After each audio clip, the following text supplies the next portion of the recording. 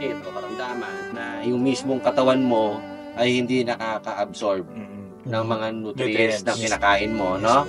Kung kaya't ang nagiging komplikasyon, hindi nakakapag-absorb, ay nade-develop. Hindi. Mabagal ang development. Mabagal ang growth. No? Tama, lolo, no? Yung bones, yung organs, di ba? Mabagal. Mabagal po talaga. In fact po, yung bata nga po ngayon, 1 taon at saka 5 months, ni hindi pa po na maitayo niya yung ulo niya o... Pero ito, lolo, pambihirang sakit din ito. Rare to. Diba? Rare. Rare ito. Hanggang sa ngayon po, pinag-aaralan pa rin po nila kung ano nga po yung... tunay na sakit O niya. yung sa loob niya kung ano yung hindi gumagana. Okay. Hindi pa po nila talaga po.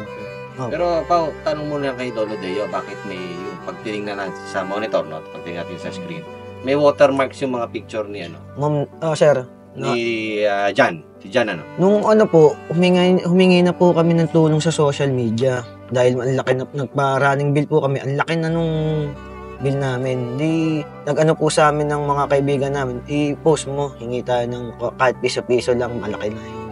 Ang problema, may gumamit na scammer, yung mga picture ng apo namin, tsaka yung pinaka-post namin na edit niya. Iniba niya yung pangalan, iniba niya yung GCash number.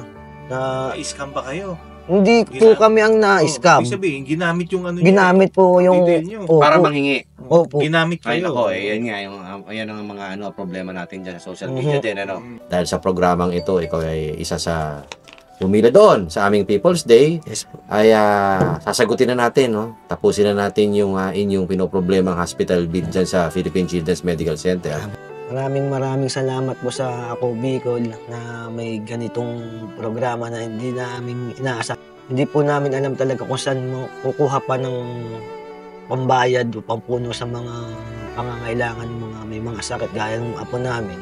Sa totoo lang po nung sa PCMC, dami nag-iiyakan dahil wala po pambayad. Buti po na lang na may dumating na ganitong programa po sa Ako Bicol na kaya magsuporta pa.